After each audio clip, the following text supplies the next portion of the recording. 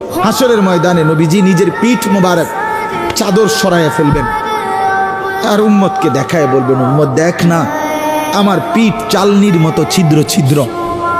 তায়েফের পাথরের আঘাতে আমি এই পরিমাণ ব্যথা পাইছি, আহত হয়েছি, রক্তাক্ত হয়েছি, মৃত্যু পর্যন্ত আর আমার ছিদ্রগুলো আর গোশত দিয়া পুরায় নাই। আমি এই ছিদ্র নিয়েই কবরে আসছি।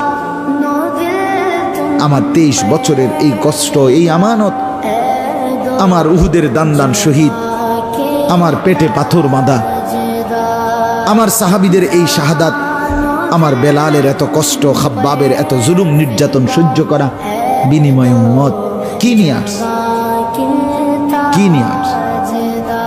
জিন্দেগি কোনো কদর করলেন না। আবার বলছি, ইন্নী লাকুম মিনহু নাযীরুম মুবিন। আল্লাহ বলছে, নবী শুনাইছে 2 বার, পর পর 2